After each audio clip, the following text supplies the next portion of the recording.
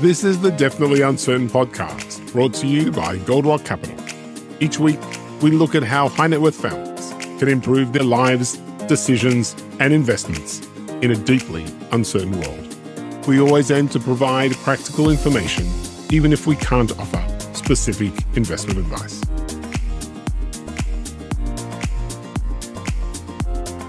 This is the Definitely Uncertain podcast, and my name is Darren Rockman, and I'm a partner at Goldrock, the 25-year-old multifamily office servicing high net worth families in Israel and around the world. And I am joined on the podcast today with my old friend, Joseph Gitler. Hi, Joseph. Hello. Thanks for having me again. Thank you for Repeat joining the guest. Wow, podcast. that's incredible. Joseph was an early guest on the podcast way back when, about like around episode 15. And we're really, really pleased to have him back on the podcast. For those who don't know Joseph, he is the founder and chairman of Leket Israel, the National Food Bank. And he has been a hugely instrumental and important person in the Israeli scene. And we thought we would ask Joseph to join the podcast. Now that we are many, many months, 11 months into this long and difficult war, to talk about the impact that the war is having on the weakest and most vulnerable parts of Israeli society. So, Joseph, Leket Israel plays a critical role in addressing a problem that some people don't actually focus in on, which is that of food insecurity across the country. So maybe tell everybody a little bit about what Leket was doing before October 7th, and then maybe we can talk about what's happened since. Sure. So normally, Leket's mantra is feeding the poor through the use of food rescue. We work with major food companies, minor food companies, with a strong focus on companies that have extra meals, hotels, corporate cafeterias, army bases, event planners, and make sure that food doesn't go to waste, food that was never served. And we have trucks and volunteers who pick up that food and distribute it.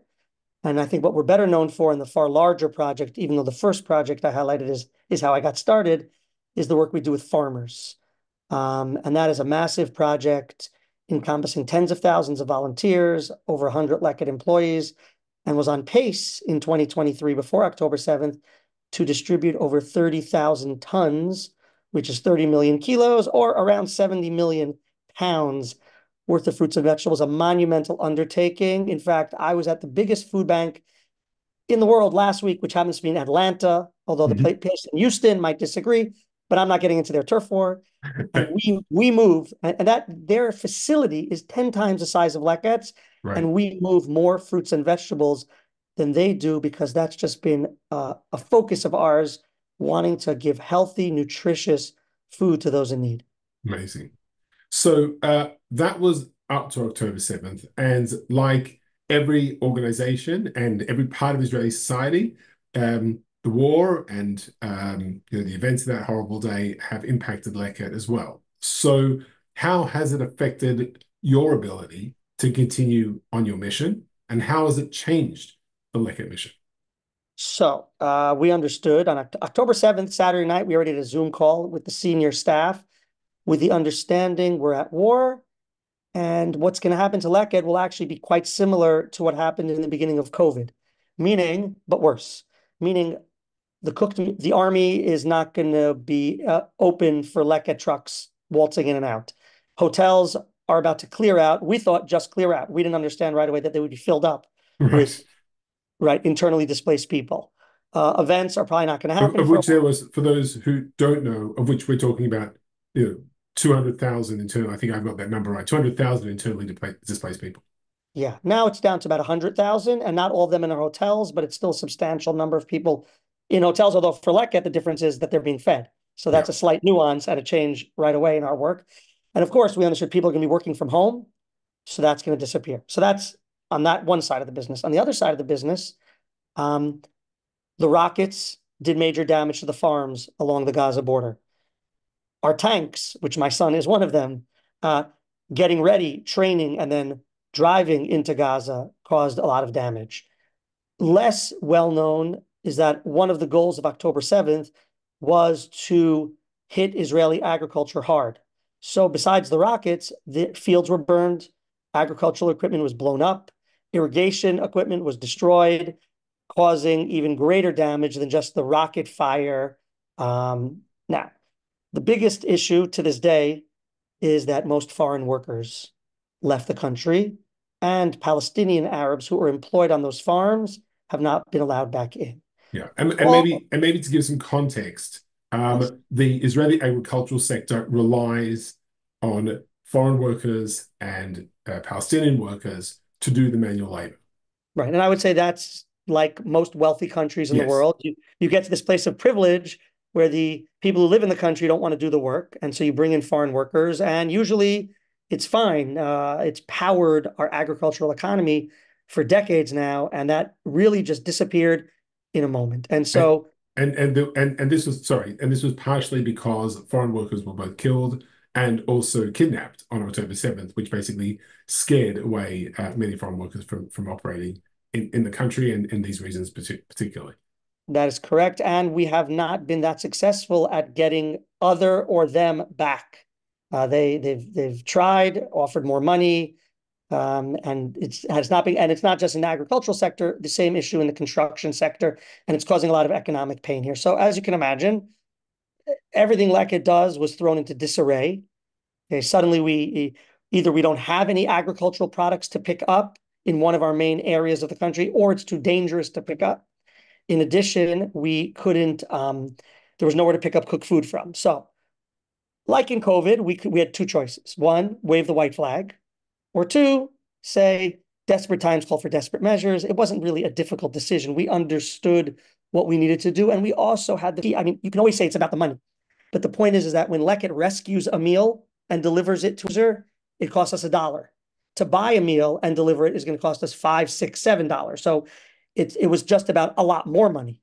Okay. And we understood that we were not going to get much produce donated. So the choices would be do not distribute produce, or go out to the marketplace, raise money, and then buy produce when or where it became available. And so really for the last 11 months, we're feeding the same people we're feeding before, some of them in different places, some of them in worse financial situations, some surprisingly in a little bit better, because if you've been put up in a hotel for so long, you haven't been spending money on food. But overall, we've had to make a 180-degree change in how we source the food that we provide to those who need it.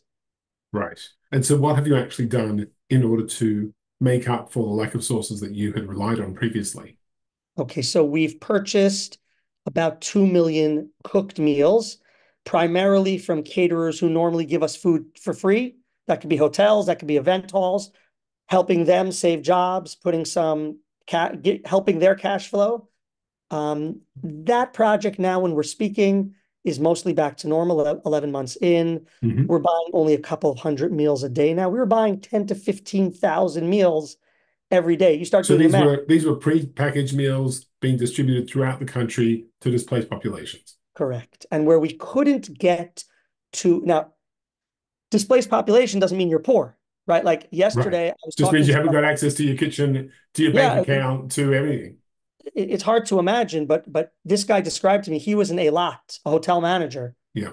on October 7th and 8th when people started arriving with nothing, smelly, dirty, some of them with blood on them. Literally, they just ran out of there with nothing, with Yeah. nothing. And so you have people, especially from the kibbutzim, who could have never imagined needing help, and now they had nothing. And so for people who were needed help in the beginning, us like many others, we simply gave away cash. Like I remember one of the federations gave us $250,000 and we converted that into 5,000 shekel debit cards and we gave them out. And we did a lot of that in the beginning of the war. At this point, we're not really doing that except in certain farming communities. So if you take the north, Yeah. where there it's a total loss. In the south, it's mostly back to normal, except for the foreign workers. So it's mostly back to normal in the sense that you can go down there, you can farm, but a lot of the work is being done by volunteers. We've paid at this point, as of today, for over 3,500 buses to go down south over the last 10 months.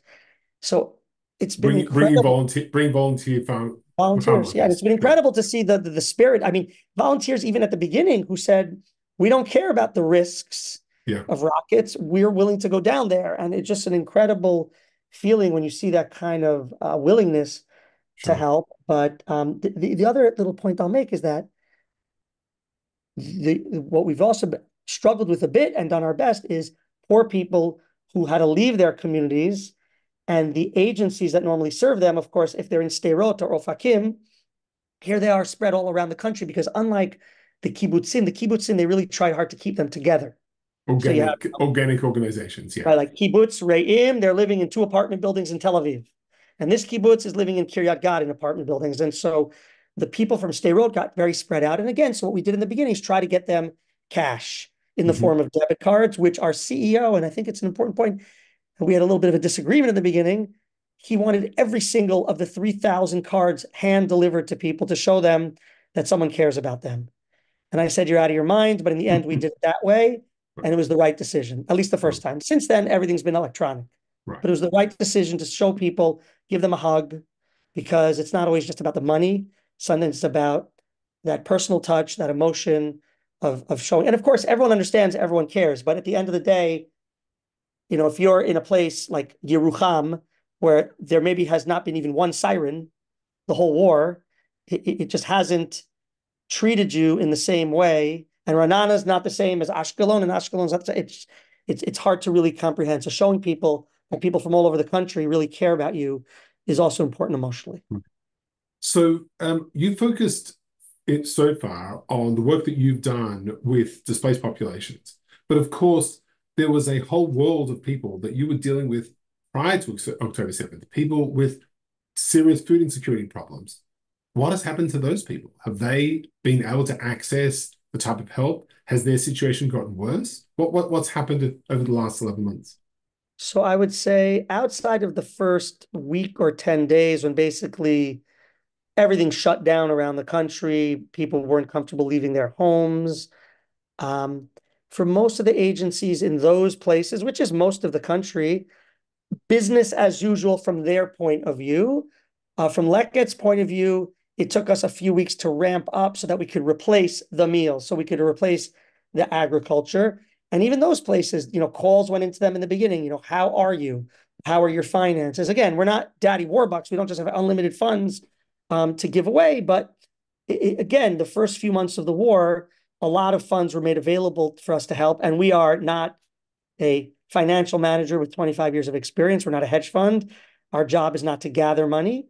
Our job is to spend it wisely, of course, when donors give it to us. And so, we ended up spending the war started October 7th, but our year-end financial statements will show that we spent about 50% more than our original budget. Right. So we spent money fast because, of course, again, if you're an organization that gets everything for free normally, and suddenly you're buying it all, Right.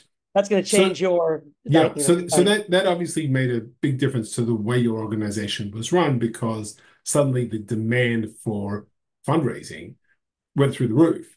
So how did Leket deal with that in the early days of the war, and how's it dealing it now? We are almost a year in, and there is a little bit of fatigue amongst donors who are looking and saying, well, how should I be spending my money?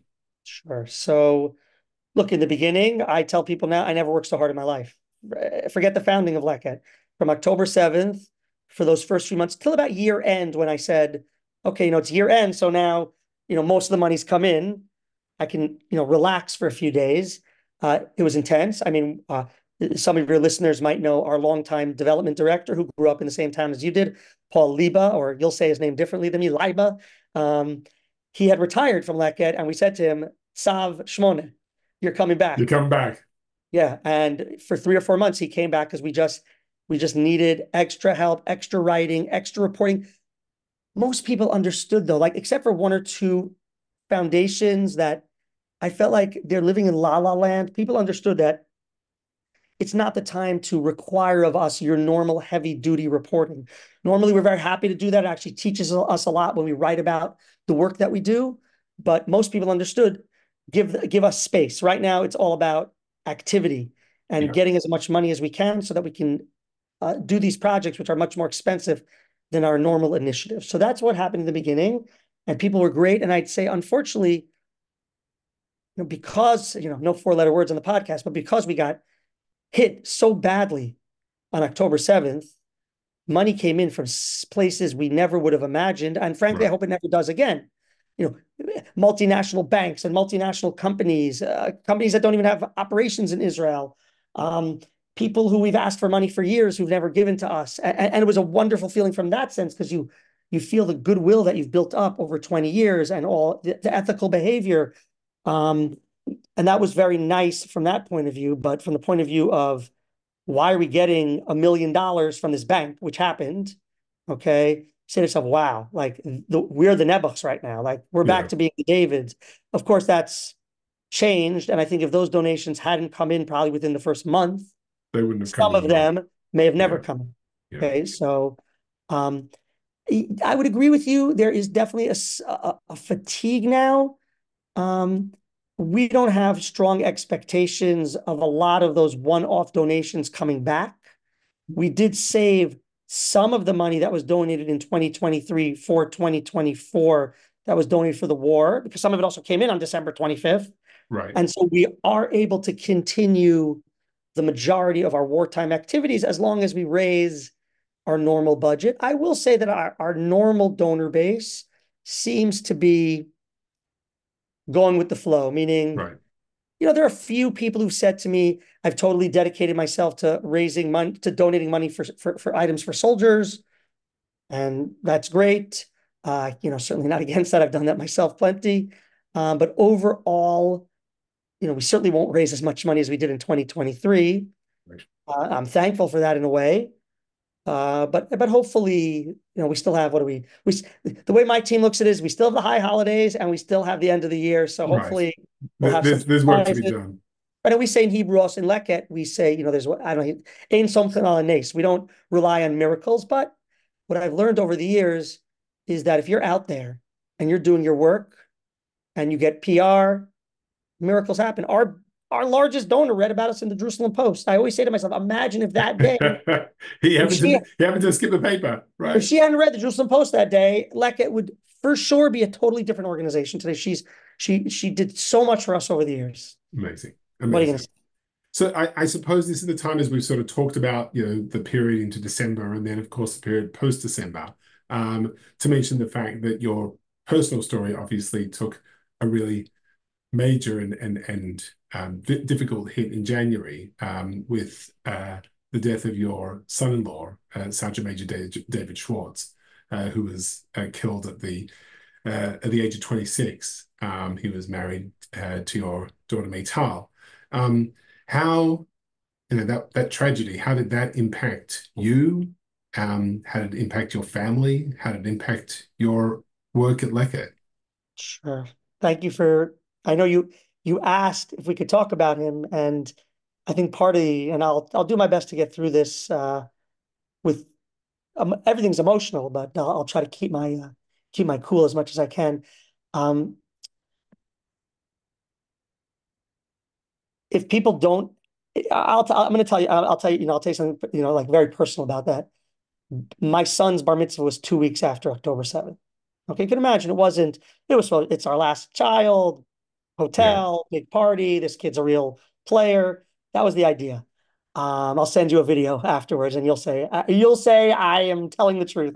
You'll want him on the podcast next time, not me. I promise. Once you see this kid and his performance, um, my son who was in the army wasn't allowed to come, but he's in the standing army, so we understood that. David was called up, and we thought, oh, at least let him come, right? Right. But he wasn't comfortable with that because he said, we're training, we're getting ready. It's not the time for me, as much as sad as I'm going to be. So the pictures of him from that bar mitzvah are on a telephone posing with the family, like Oh, literally holding an iPhone with pictures of him. You know, he was there. He'll be in the album, and the album's hard to look at because of that. yeah. It's we're obviously devastated. We and so many other families. There's so many people who join the club, and for those of us, I think. Now I'm trying to remember if it was. This might be very bashert, as we say in our language. I feel like it might have been your wife that I once spoke to about what's. I think Um, I think I asked her, is it easier in the army knowing like her family where people, her father, her brothers had served in the army? Is that easier? Or is it easier like when you don't know anything like me? Because I did not serve in the army and now Yeah. my kids and David, and I have a new son-in-law also from the weeks ago who's also in the army. So my daughter Ayala got married. And she said like they both suck. I think that was her answer. Yeah. I think that was her. Okay, Yeah. well, I'm pretty sure. I just thought of it now that we're talking, and that's Yeah. really like I think that's so many of us, especially those who and so many Anglo-Israeli, and David wasn't an Anglo-Israeli, he was a proper Israeli. So many Yeah. Anglo-Israeli soldiers have been killed and injured, and so many of us have joined this club. I know so many people. I mean, I can't even count on two hands anymore how many people I know. Forget what my kids, the children, our kids are like they've Surrounded. so much pain. I remember I was reading Rabbi Slifkin, who I'm a big fan of. Natan Slifkin would be a good guest also. And so he writes, he grew up much more Haredi in England. And he was thinking about like, what was he doing when he was 20? And he said, if I went to a funeral, it was like one of my friend's great grandparents. And our Yeah. kids, what they've been through is just inconceivable, but they're very strong. They're they're so strong. So we're, of course, my daughter's been with us since October 7th because they happen to have been with us on Simchat Torah. Right. So, except for the 2 weeks when David got out, in and out, he was in for a month and then out for a few days and then in till he was killed on January 8th. So she's pretty much been alone for almost a year, which is so hard to bear. She's strong, but of course, I have a friend whose wife's been very sick for years, and everyone says how heroic he is. He says, I wasn't looking to be a hero. And I think that's what all these soldiers who were killed, none of them, they're just regular. And that's why actually for us, of course, he was a soldier and he was killed as a soldier. But, our focus as we think about him and memorializing him, and some people are much quicker to memorialize, some people are slower. Everyone mourns differently. That's one of the things we've learned. And you have Yes. people, and it's not a straight line. It's not like, there's good days, there's bad days. You have like the terrible week, 2 week when we found out that the six hostages had To be had been murdered. murdered. Yeah. So we take a step back because you go back into this painful place. And the helicopter crash a few days ago, and the policeman being killed. I could go on and on, and that just. But time, in a way, time is the only thing that gives you some semblance of healing. We're certainly not where we were 8+ months ago. The same way the country is not where it Yeah. was on October 7th because you can't. You just I don't know how else to put it. You can't. And so, people say to me, "Is your daughter? How's your daughter doing? Is she doing bad? She has her good days. She has her bad days. It's no parents, uh, even the best parents, the most committed, involved, are not prepared for this type of tragedy. We hope we'll see light at the end of the tunnel for everyone, for us, for all the people in the same situation as her, and we've met many of them. The hostages, there's enough pain. It's hard to share pain or to share anyone else's pain when you have so much of your own. Yeah. But you realize that in this country, our Jewish history, I don't know where we need to start, right? We've gotten the Nobel Prize in pain and suffering, and Yeah. so but we bounce back. I think that's the story of the Jewish people, and that's going to be the story of the state of Israel. As hard as it is to conceive, and as hard it is to see, and I think also, from my point of view, I have to hope and pray that this horrific 11 months brings us some change, something new, something different Yeah. in the Middle Something East. something positive.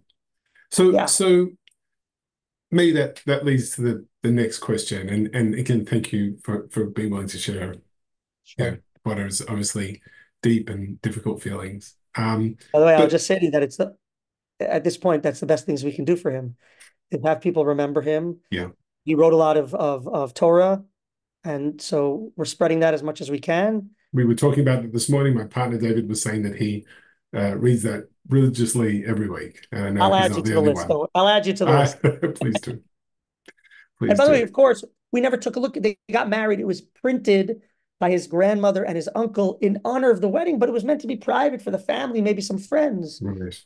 But what did we know? What did we know that this had for me in those first few months after he was killed? That gave me focus because Yeah, you asked us about, yeah, basically now the last maybe 6 to 8 weeks is when I've started to get back into work at Leket because right, I see that there's a lot of need still and I want to help. And right. so, and that's what I need to do. But for those first few months, forget it. It was just, I couldn't even think about it. Yeah. So you've been a social activist, a philanthropist, a social entrepreneur for decades now. Um, and so, from your unique perspective, how does the Jewish world, the global Jewish community, how do we bounce back from, I don't know if this is a big question, but how do we bounce back from the setback of October 7th? And are we doing a good job 11 Right. months later? Guys, that's a great question. I look, I'll tell you, I'm actually coming from the other side. There's, of course, been a lot of awful things happening in and around and to Jewish communities around the world. But the result of that, and maybe the only good result of October 7th that I've seen, is a huge upsurge in identity. I give In one small Jewish example. identity, yeah. Jewish identity. This morning, I was meeting with one of the head of our development, and she's going to Chicago in 2 weeks on a trip, and she hasn't been in a while.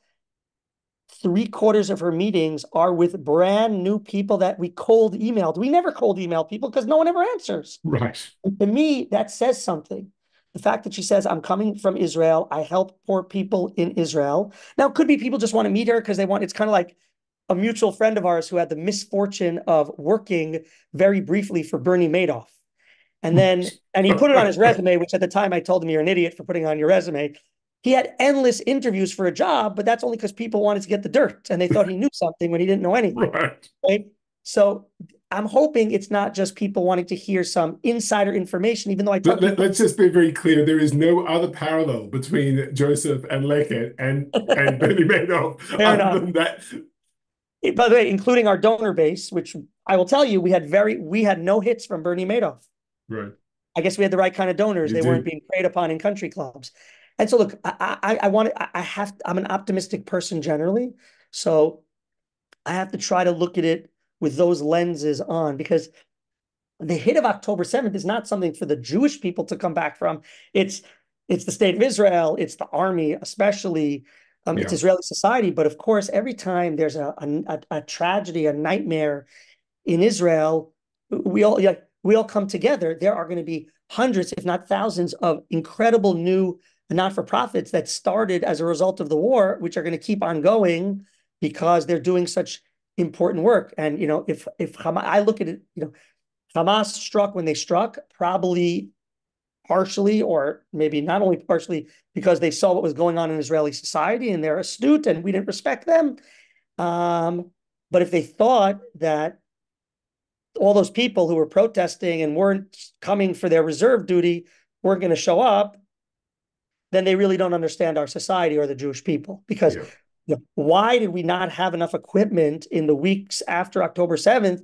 The primary reason was because 100,000 people showed up more than had been called up. So Yeah. what army in the world, no army is ready to call up so many people at one, even the US Army Yeah.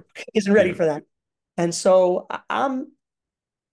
things are rough here still. We're in the middle of a war. I have my own personal suffering, but I think overall, I don't worry so much. I worry more about our economy because that's just, we're suffering economically, but I don't worry about the future of the Jewish people. I'm very confident about that and the state of Israel as well. Okay. Well, on that optimistic note, and a sentiment that I share wholeheartedly, and can only say I hope everybody else realizes that it's always darkest before the dawn, and that's true at a national level and perhaps at a personal level as well. But I just wanted to thank you, Joseph Gitler, for once again joining us on Definitely Uncertain. To thank you for all the incredible work that you do, and to wish you personally, Mital obviously, and your entire family only much joy and healing in the days and in the new year. And Thank uh, you.